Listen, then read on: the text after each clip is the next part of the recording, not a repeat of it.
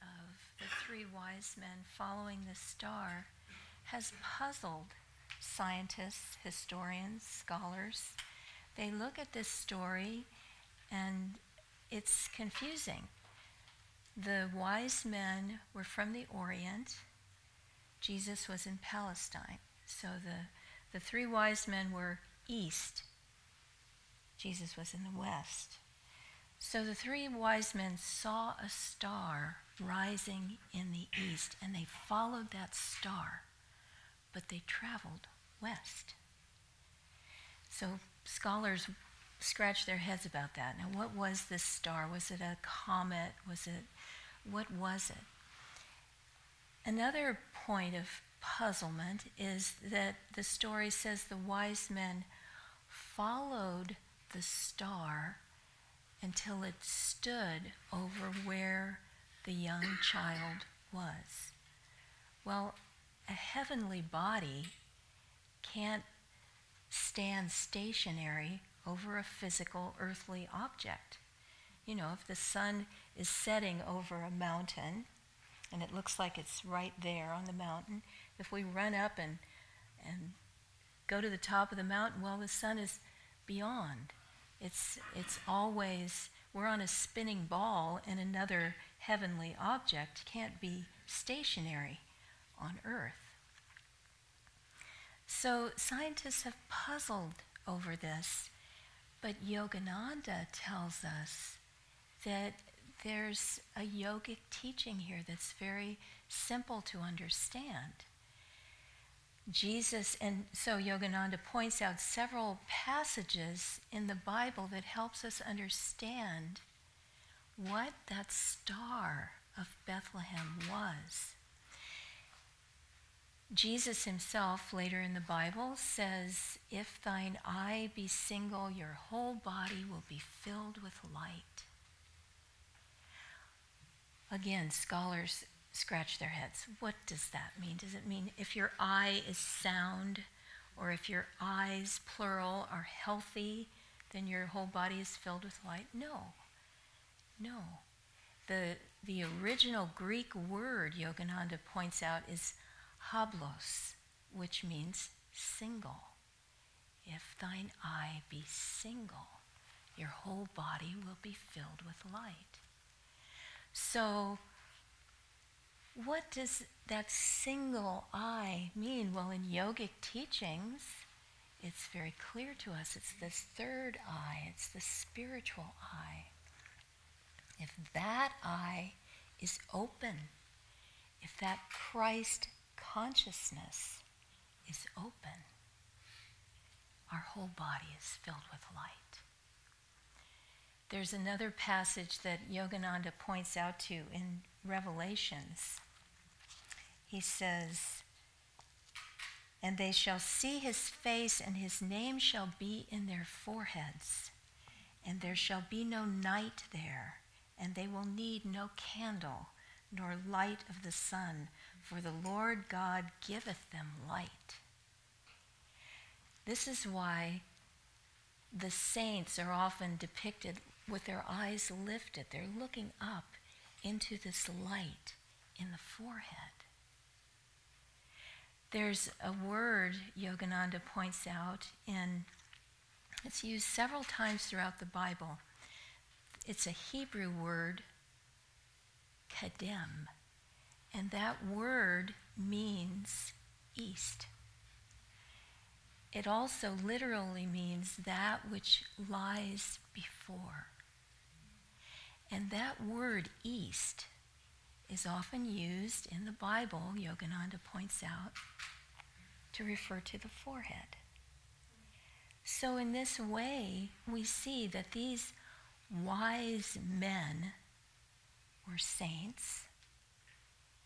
Their third eye was opened, and they had God's name and face written in their foreheads, so their whole bodies were filled with light. That's how they could perceive that Christ consciousness. This spiritual eye here is a depiction of what we see in deep meditation. The gold ring around a blue field, and inside a white star.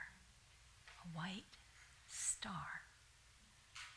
We have to be able to open up that third eye and perceive that star of Christ consciousness. That's what the wise men did. They followed that star wherever it went, as the Christmas carol says, and they found its fruition. They recognized the Christ.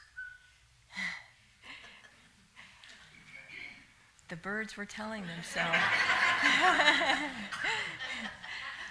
They recognized that Christ when they saw where this inner star stood over where the young child was.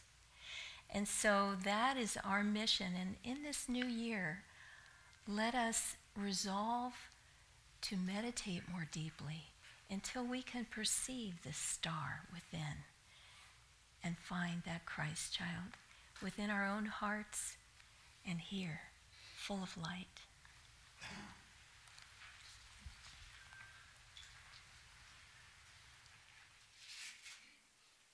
This story, as Nirmala was pointing out, has implications for us today, here and now. And I wanted to just touch on some of those because it's easy to assign that to dim and distant history. And it's fascinating history, actually, when you think about it, that three different souls, we refer to them as kings, although historically they can't verify that they were kings. They were kings by implication because the gifts they gave were extremely valuable. And so the assumption was that they were kings. Whatever they were, they made an enormous commitment to follow an inner guidance and traveled for months and months to get from the east to the Middle East and to worship this child. And if you think about the process involved in that, that is very relevant to us today. They had to have a vision. You have to have a vision if you're going to do something like that. The incredible commitment of time and humanity. You couldn't just, there was no easy means of transport. You know, we see them traveling on camels or walking, whatever. Whatever it was going to be a long trip, and it was going to take a significant amount of time. They would need a lot of people around them. They would need a lot of supplies. Financially, it was a huge effort and so forth. And if you can step back in history and imagine that you are the king or the ruler of some territory through which these others are passing in large number, that's going to kind of interest you. Because who are all these people? What is their intent? Why are they here? Are they going to take over my country? They went to Herod, who was the king at that time, and visiting him, asked him the question, do you know where this child is? We've seen his star.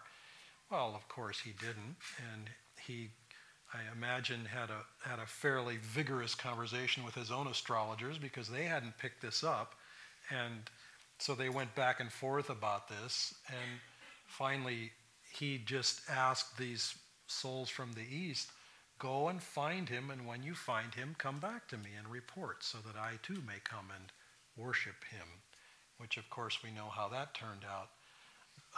Not so well for all the little infants later on. But they, finding Christ, did in fact worship him and give him these gifts. And then they were warned in a dream. In a dream. We might think of that as rather a vision, but anyway, in the Bible it's a dream, to not go back that way because they knew what would happen. And if we take this for ourselves, we've had a vision. We've asked for a vision. You have to ask for a vision. It doesn't usually just hit you upside of the head. If you're receptive, it can come to you. If you do the effort to prepare yourself for that, it can come to you.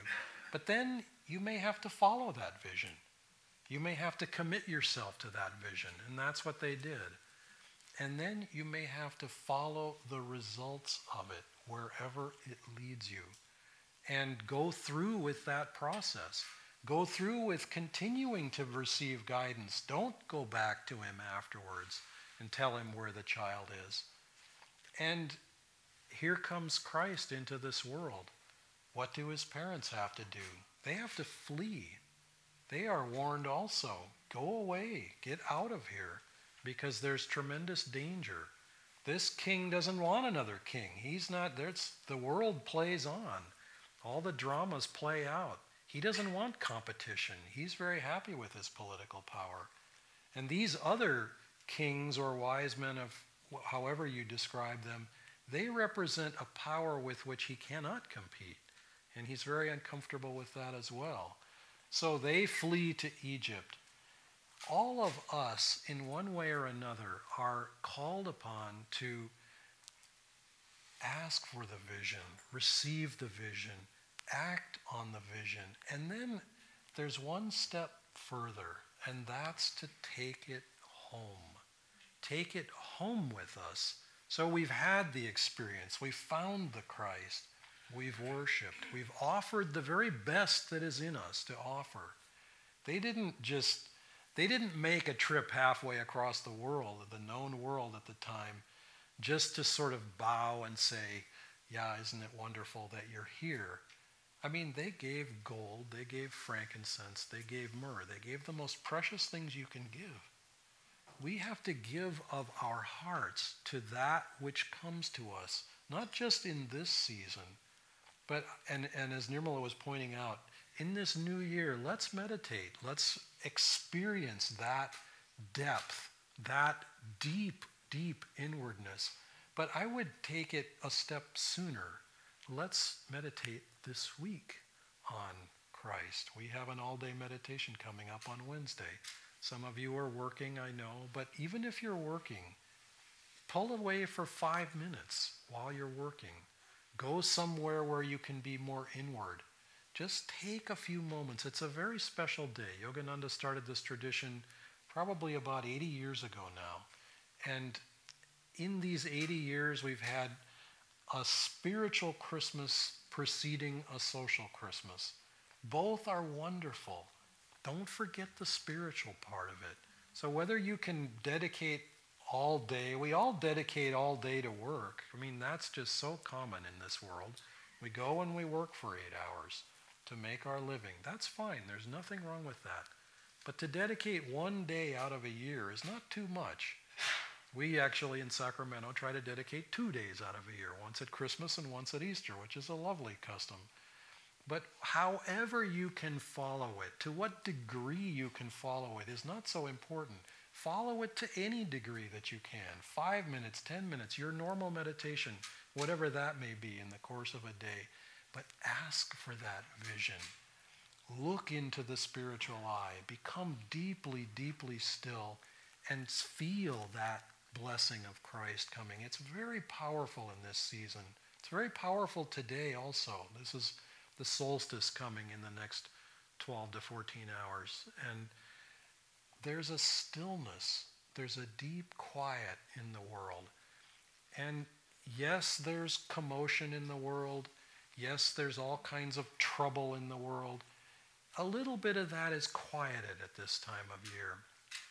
And we may wonder, we may think to ourselves or ask ourselves the question, how important is my vision to what comes into this world? How useful is it to have an inward life? Isn't there enough trouble that we need to fix on the outside without dedicating more time inwardly to the pursuit of that inward peace? I would suggest the other way around, that if the rest of the world had a little more inward life, and if we all as channels had more inward life, the outward world would become more peaceful, would in fact reflect a little more of that stillness. And that's something that it stands before us as an opportunity. Receive that Christ. receive that blessing in this time and walk the walk of these great souls.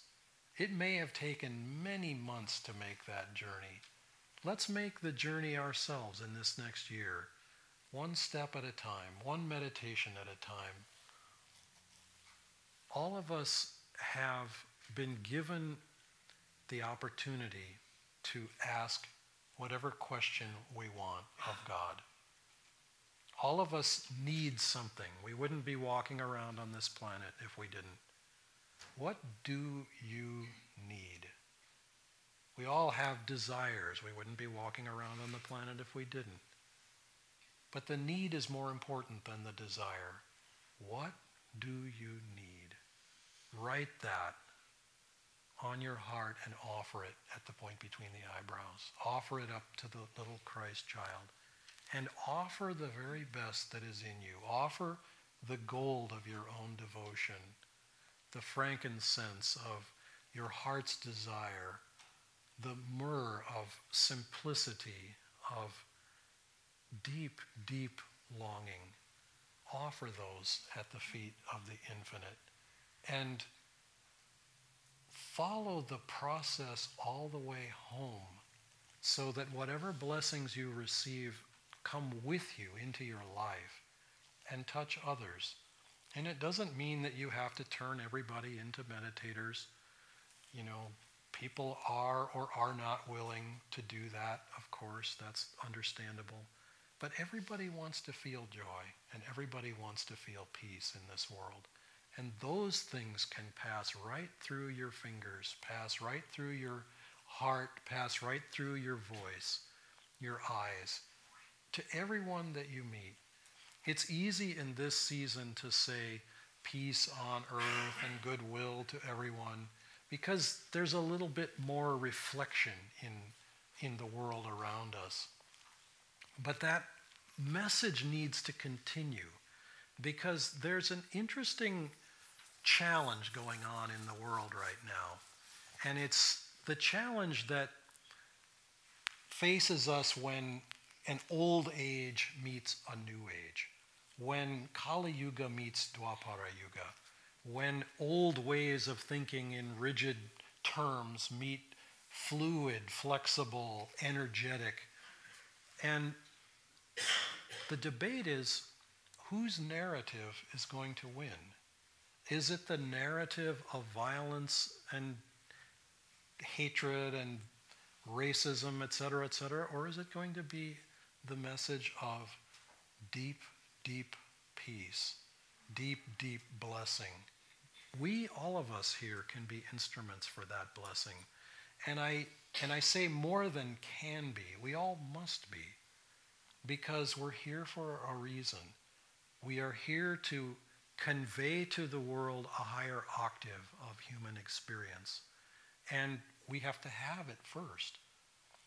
3 wise men don't travel halfway across the world without a vision. A pretty powerful vision.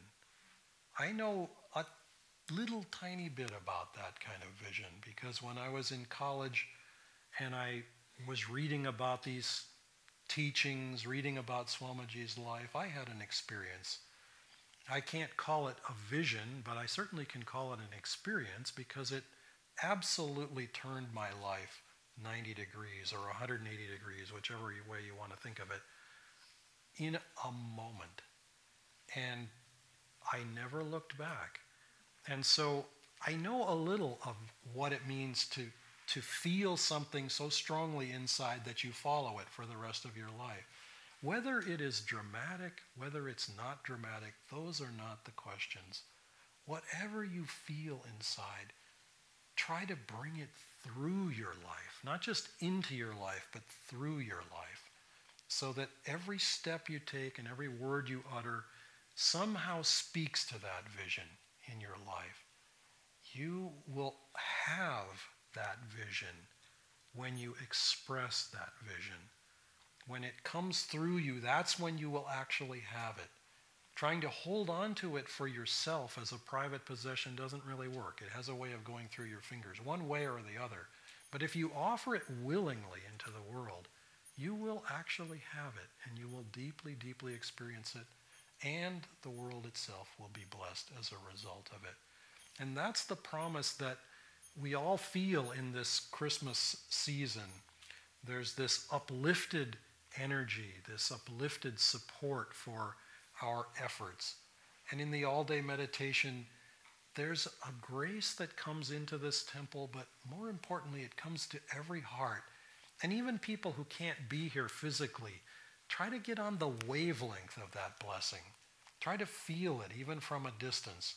Up at Ananda Village, they will be meditating as well. And it's the same schedule. It's 8 a.m. to 4 p.m. It isn't even jiggled by an hour or two. But starting in Assisi, they'll be meditating, from really the previous night. And their meditation will finish about the time our meditation begins. And over in India, the same thing. They'll be meditating even before Assisi. So there's this rolling vibration of meditation coming through the world. Catch that wave. That is here. That energy is here for you to be blessed. And to whatever degree you can. This is not, and if you're working, if your family life is too compelling, you have visitors, relatives, etc., don't worry. This is not about guilt. We're not doing guilt here. This is not Guilt Sunday. This is Christmas Sunday. Embrace that joy. Embrace that bliss in whatever way you can, and give it to other people, and you will feel very, very blessed as a result. God bless you.